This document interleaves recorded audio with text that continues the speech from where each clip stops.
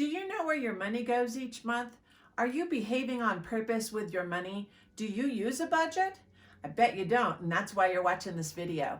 In today's video, I'm going to offer you 5 steps to get started on using a budget and the reasons why it's so important. Because if you have financial goals in mind, like maybe saving for a down payment or reducing your debt because you went to apply for a home loan and your debt to income ratio was too high, maybe you're trying to save for your retirement fund, or you need to build an emergency fund. There's a variety of reasons why you need to maybe create a budget and act and behave on that budget so that you can have the financial freedom to do what you need to with your money. Are you stressed about your current financial situation?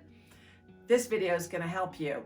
Did you know that Experian said that in 2021, the average credit card balance in the United States is $5,525, and that's down from 2020 when it was $5,879. You can change your actions to create a better financial future. So let's get to this video.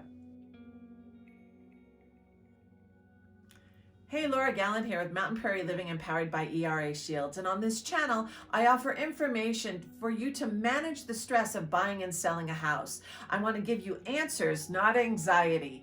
And in today's video, we're going to talk about budgeting, because that's one of the first steps to getting into the place where you can buy a house, saving for the down payment, getting your finances in control. So let's get to it. You want to make sure that you are managing your money and you're in control of it. So I'm going to offer you 5 tips on how to get a budget going. If you have a goal in mind, getting on a budget is really going to help you succeed. So step 1, it's going to be gathering 3 months of your bank statements and 3 months of your income. And that means your pay stub. Even though you might have a direct deposit going into your bank statement, your pay stub offers a lot of information about other deductions that are already occurring, like your life insurance, maybe your health insurance, your eye insurance, your dental insurance. Those are all things that should be on your budget and you should be accounting for, because it's money that you have made and is already going out. So make sure you gather all of that information together. So that's step 1. Step 2 is to choose the budget tool that's going to work for you. Now, that will be different for each of us because we behave differently, we have different lifestyles, and we look at money differently.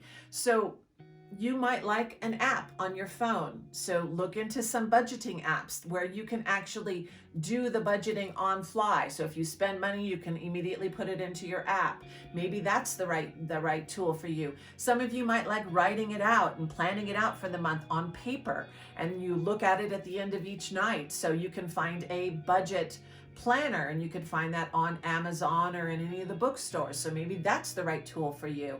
If you have a Mac or a PC, you probably have a Numbers or an Excel program, and they already have templates in there that you can use and modify so that it works for you. But choose a budgeting tool that you know will work for you in your lifestyle and it makes sense for you. So step 2 is choose the budgeting tool.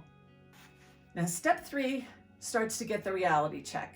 Now you're going to take all of those numbers that you got from the 3 months of bank statements and the 3 months of income, and you're going to average maybe your electric bill or phone bills are usually pretty standard, but average some of those bills and figure out what your utility costs are each month, what your total income is, because maybe you're a server and your tips vary. Figure out the averages and input or get that information and input it into the budget tool that you've chosen. And as you're doing that, you might be looking at, wow, did I spend a lot of money on coffee? Do I eat out a lot? Wow, I didn't realize how much money was going out to that. So start to look at those things as you're putting the numbers into the budget tool. Am I spending more than I have coming in? A good clue would be if you're using your credit card at the end of the month because you need gas, or you need a little bit more groceries, maybe you're overspending. So step 4, this is where it gets real. This is the reality check. You need to take a deep dive into your actions and behaviors. And you need to see, if I'm spending more than I have coming in, I need to make some changes. And where can you make those changes? This deep dive is going to look at Are there subscriptions that I can maybe eliminate for now so that I can start to pay down debt? Are there areas where I'm spending that I should be maybe making a meal at home and bringing it with me, or not taking as many coffee breaks out, limiting that down and taking that money and shifting it into debt reduction? Look at what your behaviors are and see if there's areas to change. If you are spending more than you have coming in, could you take a side hustle? Could you create a YouTube channel and get some extra income that way? Could you have an eBay account? Could you do Grubhub and deliver food on a short-term basis to try to add additional income to help pay down that debt or to help increase your savings account? Whatever that is, take a deep dive and take a look at your actions and behaviors. Now let's talk about a rule that you should kind of evaluate your current spending on. It's called a 50-30-20 rule.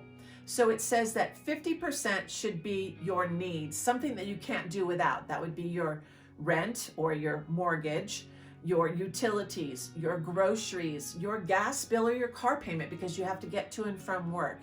Those are the needs that you can't live without. So 50% of your income should be going towards that.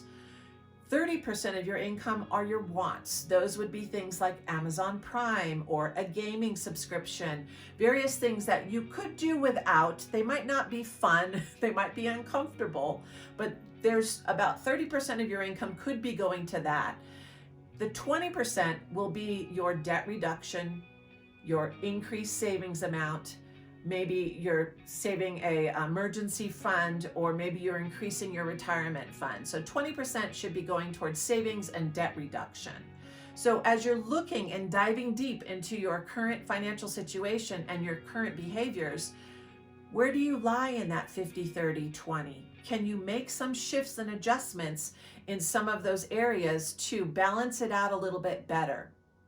Now, step 5 is setting up the budget plan. You have your budgeting tool, you have all the information you need as to how much income you have, how much is going out, and you've taken a look at how you can make shifts and adjustments to really create a budget that's going to work towards your financial goal.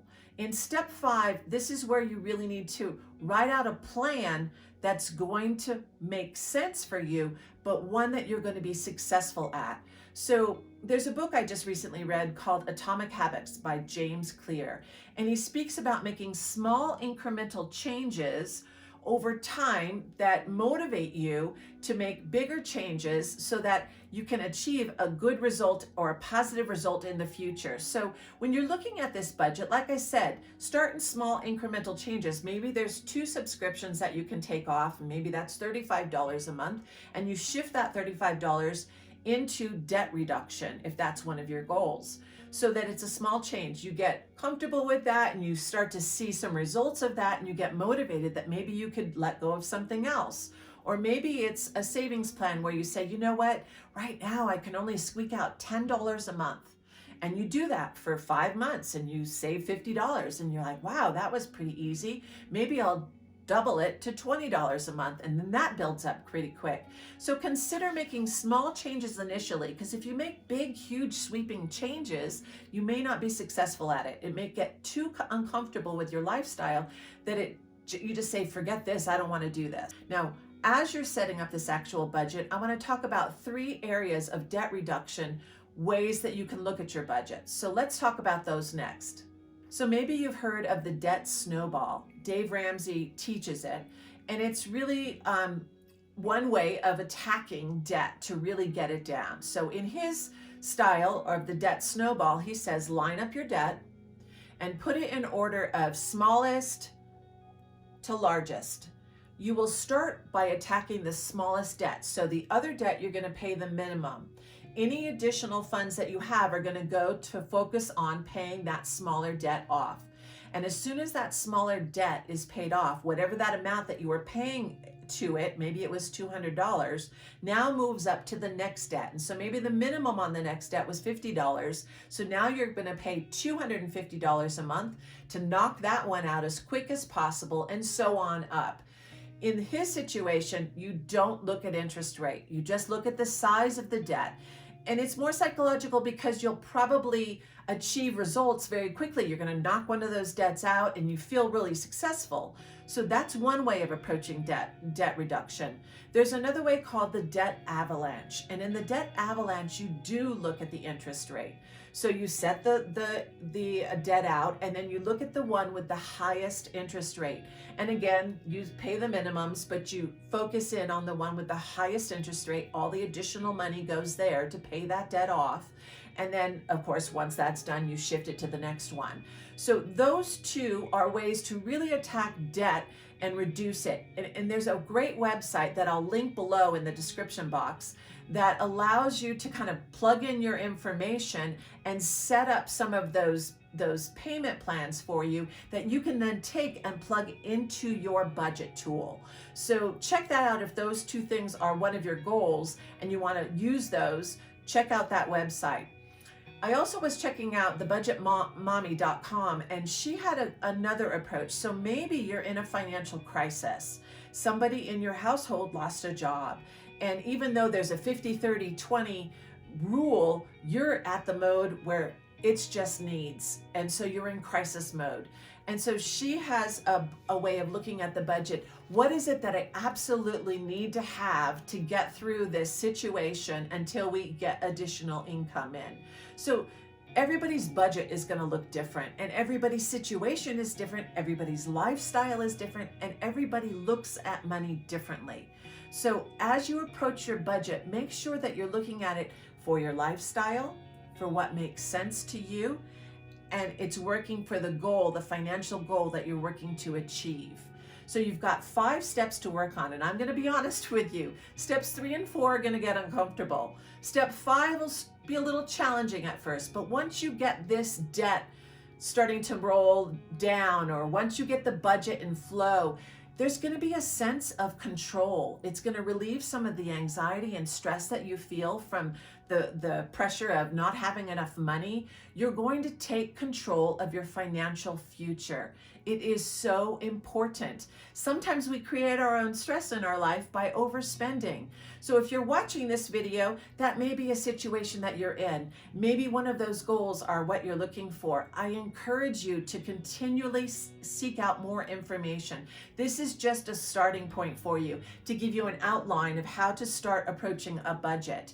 Now, I do have a link below where I have information of a basic budget for you. I actually outlined a bunch of categories not to forget, because sometimes we forget about car maintenance, car registration, then we get hit with that at the end of the year and we're like, oh no, I didn't have money for that. So I want you to think about a variety of categories so that your budget is very full and clear and helping you prepare for the needs that are going to come with the income that you have. What you're looking to do is have a zero budget, meaning that every dollar that you earn has a place to go.